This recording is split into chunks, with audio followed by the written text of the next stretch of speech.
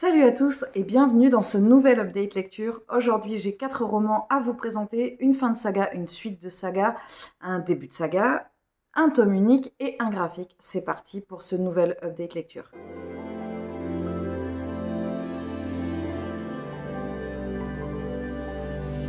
Aujourd'hui, je vous avoue, j'avais un petit peu de mal à me motiver à tourner cet update et puis tout d'un coup, je ne sais pas, la folie de l'update s'est installée et j'ai réussi à me motiver. Je vais commencer tout d'abord cet update par une lecture que je n'ai plus, donc je vais essayer de vous insérer la photo ici. Il s'agit, je vais reprendre le titre parce que je ne l'ai plus, il s'agit du tome 2 de Sabrina, la fille du chaos de Sarah Rhys Brennan chez Hachette. Alors, ce livre, donc avec ce livre, je clôture la saga de Sabrina, les nouvelles aventures de Sabrina. Si vous ne connaissez pas, c'est une série qui a été, elle a dû être commandée par Netflix. Et effectivement, moi je l'avais regardé, j'avais beaucoup apprécié l'atmosphère qu'il y avait, qui se dégageait de cette série.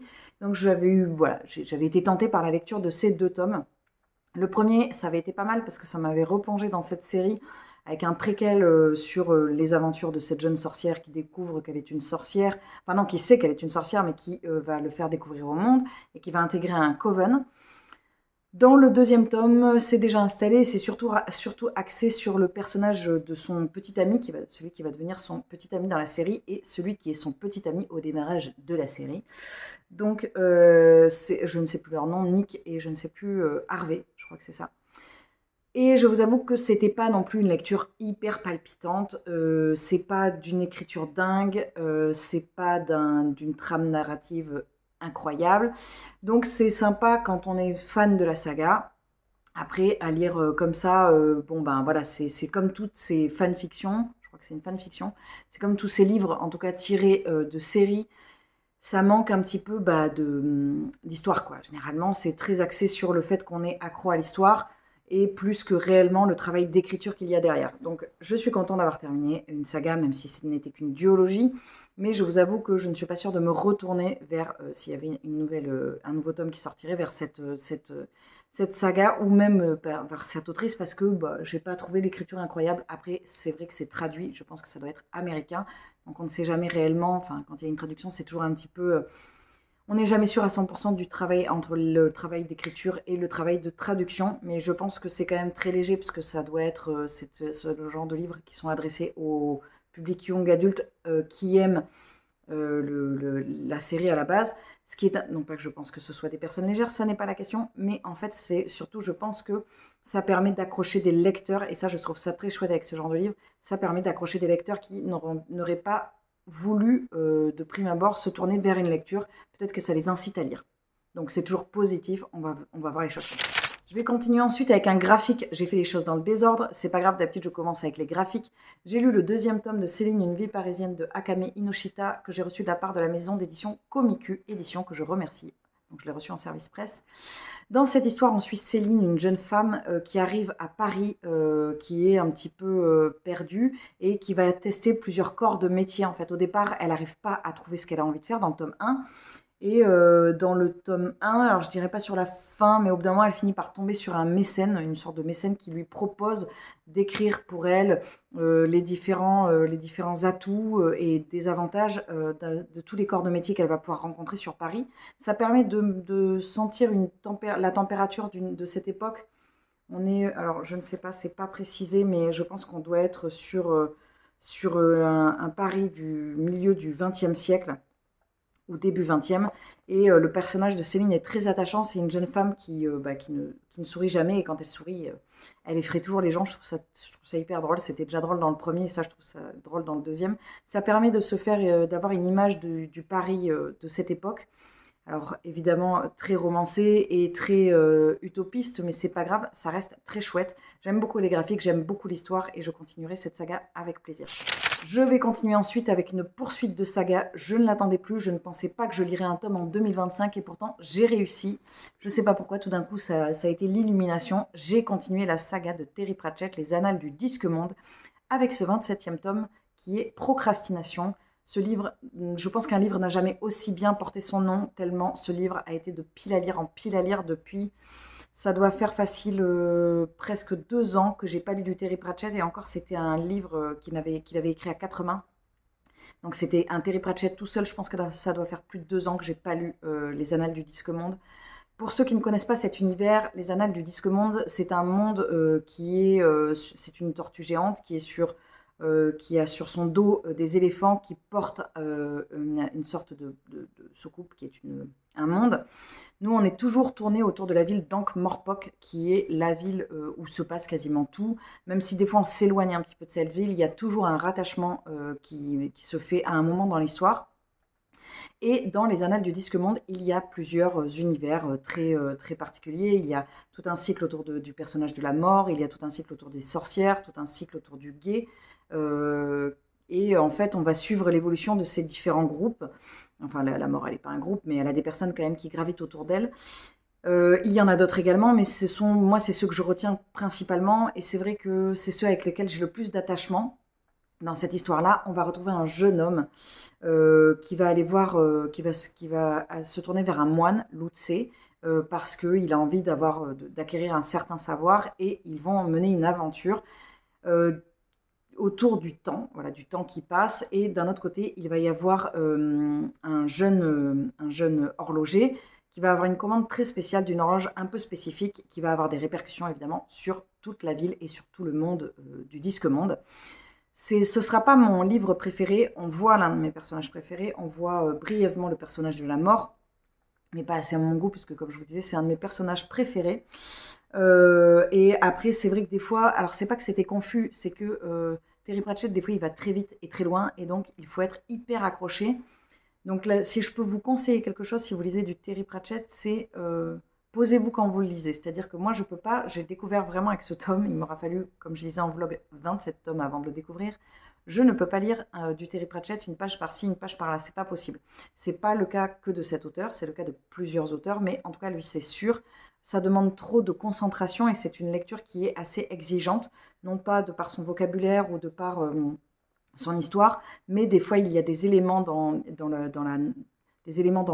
l'intrigue qui peuvent être un petit peu surprenants ou qui peuvent être un peu oui, surprenants et un peu, je sais pas comment dire, euh, inattendus, un peu foufou, et donc du coup, si on n'est pas concentré, on comprend pas ce qui est en train de se passer. C'est très imagé, des fois c'est très surprenant. Oui, j'ai déjà dit.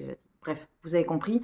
Je suis très heureuse d'avoir pu retrouver Terry Pratchett pour un 27e tome, puisque si vous me suivez en vlog, c'est un auteur que je n'arrivais pas à reprendre de par mon lien avec l'auteur que j'aimais énormément, même si on ne se connaissait pas personnellement. Voilà, j'avais un attachement très fort, j'ai toujours un attachement très fort à Terry Pratchett, mais j'avais envie aussi de continuer cette saga, parce que je trouvais ça dommage de m'être arrêtée au bout de 27 tomes. 26 pour le coup. Donc j'ai continué les Annales du Disque Monde. J'ai lu ensuite un début de saga, même si c'est pas vraiment une saga, mais c'est une série de petits livres qui vont ensemble. J'ai lu le premier tome des Archives des Collines Chantantes, l'impératrice du sel et de la fortune de Ningbo, que j'ai lu en lecture commune avec Barbara. Ce livre me tentait depuis très longtemps. J'étais tentée par l'autrice, j'étais tentée par la saga, j'avais entendu que du bien. On est aux éditions La Talente, qui est en plus une maison d'édition que j'aime beaucoup. Et ça a été une super lecture. Ça a été une super lecture. C'est pas un coup de cœur, mais ça a été une super lecture. Dans cette histoire, on va suivre l'adelphe Shi, qui va aller voir une personne d'un certain âge et qui va lui raconter toute son enfance et sa vie adulte, sa vie de jeune adulte et ensuite sa vie d'adulte auprès d'une impératrice, l'impératrice du sel et de la fortune. Et donc, on va en découvrir plus sur cette femme, qu'est-ce qu'elle a pu faire dans sa vie. Et on va aussi découvrir, comme je vous disais, l'Adelphe, qui est un personnage qui est très singulier. Et c'est, je pense, l'une des choses les plus intéressantes que j'ai trouvées dans ce bouquin. L'histoire en elle-même a été très bien. C'est très court et pourtant extrêmement immersif. On comprend très bien tous les tenants et les aboutissants de ce qui se passe au niveau politique dans cette histoire. Mais ce que j'ai particulièrement apprécié, c'est le personnage de l'Adelphe. Alors au début, je n'avais pas compris, parce qu'au début, j'avais l'impression que c'était une jeune fille. Et puis après, des fois, j'avais l'impression que c'était un jeune homme. Et puis en fait, je comprenais pas. J'étais là, mais j'ai du mal lire, je dois être fatiguée, je comprends pas. Parce que mon cerveau cartésien a trop l'habitude d'avoir soit c'est A, soit c'est B.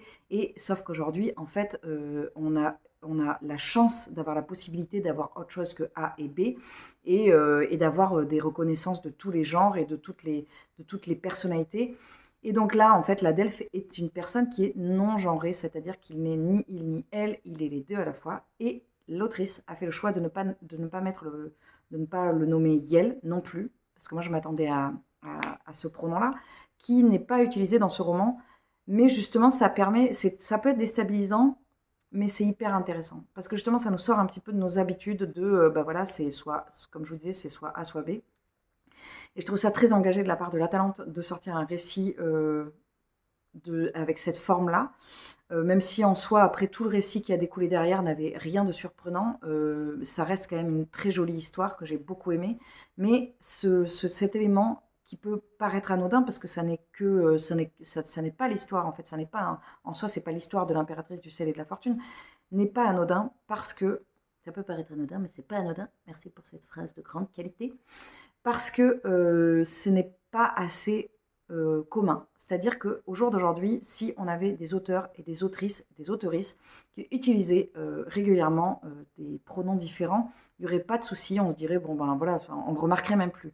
Mais en fait, vu que c'est très peu reconnu, on se doit de le souligner et d'en être reconnaissant et reconnaissante parce que justement, ça n'est pas assez représenté. Bref, c'est une lecture que j'ai beaucoup, beaucoup, beaucoup aimée. Je trouvais ça très doudou, très, très doux comme histoire, même si tout n'était pas doux dans l'histoire. Mais je sais pas, il y a quelque chose dans l'écriture de Ningbo qui est très poétique. Je continuerai évidemment les archives des collines chantantes. Je n'ai pas encore le 2 dans ma pile à lire, mais comme vous le savez maintenant, il faut que 5 livres sortent avant qu'un seul rentre. Donc je peux vous dire que le livre qui rentre, j'y réfléchis vraiment, vraiment, vraiment, parce que je sais que je vais à chaque fois devoir attendre 5 livres pour en faire rentrer un.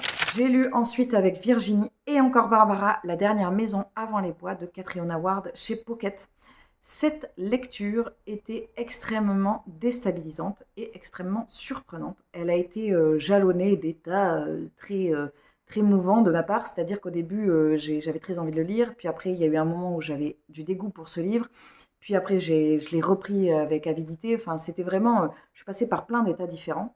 Dans cette histoire, on va suivre une jeune femme qui s'appelle Didi, je crois, qui a... Di, tout simplement. Didi, Di. Elle s'appelle Didi dans son adolescence, dit qui a perdu sa sœur. Sa sœur a été kidnappée. Un jour, elle était à la plage avec ses parents et ça hante complètement Didi qui est obsédée par l'idée de retrouver sa sœur, de retrouver ce qui s'est passé, comment ça a pu se passer. Voilà, elle est vraiment, enfin, elle est obsédée par cette histoire et elle est persuadée que c'est un homme qui a enlevé sa sœur quand elle était plus jeune. Et donc, elle va s'installer dans la maison qui va être en face de la sienne, qui est au bout d'une impasse, qui a priori donne sur la forêt. Oui, c'est ça. Et donc, Dee va s'installer dans cette maison et elle va observer Ted. Et elle va entendre des choses, elle va voir des choses. Et plus il va y avoir d'éléments qui vont se passer dans la vie de Ted, plus la jeune femme va être persuadée que c'est lui l'auteur de ce qui s'est passé. C'est une lecture qui a été en dents de scie, comme je vous disais, au niveau de mon état, parce que on parle quand même de la disparition d'une jeune fille. Chez moi, c'est un sujet qui est extrêmement sensible et extrêmement compliqué à lire. Je ne l'avais pas forcément réalisé sur le moment. J'évite de lire des histoires de disparition d'enfants. Voilà, enfin, de disparition d'enfants, de disparition de jeunes filles. C'est trop sensible. Je sais qu'il y a c'est l'année dernière, je crois, j'avais lu Changer l'eau des fleurs de Valérie Perrin, qui m'avait mise dans un état et m'avait bien fait réaliser qu'il ne faut pas que je lise ce genre de lecture parce que c'est vraiment beaucoup trop dur pour moi. Et au début, c'était compliqué. Et en fait, l'autrice, elle fait des choix au niveau de son récit qui sont très particuliers et que je n'avais jamais vus. C'est classé dans les policiers, thrillers, dans les thrillers. Et j'avais jamais vu la thématique où l'autrice va, j'avais jamais vu ce qui se passe. Et je trouve que c'est hyper intéressant. Je peux évidemment rien vous dire parce que sinon je vous spoilerai toute l'histoire, mais je trouve ça hyper bien. C'est un livre qui au départ me dégoûtait et qui au final, j'ai jamais vécu ça avec un livre. C'est-à-dire passer d'un état aussi extrême à un autre état aussi extrême entre le début et la fin de ma lecture, et même au milieu d'ailleurs. C'est-à-dire que là, finalement, je suis pas loin du coup de cœur, tellement j'ai trouvé ça intéressant. alors que j'ai failli abandonner le livre tellement ça me dégoûtait, quoi. Donc si vous êtes intéressé par ce livre, je vous encourage à le lire. Mais il y a quand même des trigger warnings, il y a quand même des choses qui sont dures dans ce livre. Il y a quand même, on parle de sujets, on parle de maltraitance, on parle d'enfants maltraités, on parle de... Bah voilà, c'est le plus gros que je vois, hein, mais voilà, c'est quand même très très dur, donc il faut faire attention. Si ça va, si c'est pas ok pour vous, bah n'y allez pas. Et parce que en fait, je pense qu'il faut pas hésiter à ne pas aller vers les lectures qui ne sont pas ok pour soi. C'est parce que le livre est très bien et très bon qu'il faut se forcer. Je sais que moi, il y a pas longtemps, j'aurais pas pu le lire. Bon là, j'ai fait le choix parce que comme je vous dis, il est intéressant. Si vraiment vous voulez savoir absolument quel est le dénouement, n'hésitez pas à m'envoyer un message sur Instagram. Je suis pas trop pour, mais peut-être que ça vous motivera à le lire parce que vraiment il y a quelque chose de différent. Mais quand même, ce serait dommage de vous le dévoiler. À la fin, l'autrice, elle parle de ce livre. Elle explique pourquoi elle a écrit ce livre. Donc surtout, surtout, surtout, ne lisez pas le... C'est la postface, je pense. Mais de toute façon, même toute la fin, il ne faut pas regarder parce que sinon on se grille complètement, on se spoil complètement ce qui se passe. Mais elle le met en gros. Dans la postface, elle dit, si vous n'avez pas terminé, ne continuez pas votre lecture. Donc, c'est très clair. C'est une lecture que je ne sais pas si je recommanderais. C'est très particulier. Mais que j'ai trouvé vraiment, vraiment intéressante. Donc, je comprends pourquoi il a fait du bruit et je trouve qu'il mérite le bruit qu'il a eu autour de lui parce que vraiment, Catherine Howard, là, elle a pris un pari qui était un peu risqué, mais super intéressant. Voilà, c'en est tout pour cette update lecture qui, j'espère, vous aura plu. N'hésitez pas à me mettre en commentaire quel est le livre qui vous tente. Sur les 4 livres que je vous ai présentés, on est quand même globalement beaucoup sur de la fantasy. Ouais, on a quand même 3 fantasy fantastiques et un thriller qui sont quand même des genres, mes genres de prédilection. C'est vrai que des fois j'essaye de sortir un petit peu de cette zone-là, mais j'y retourne quand même très facilement. Je dois vous admettre que voilà. Mais après, je suis preneuse de titres autres si vous avez vraiment des idées hyper.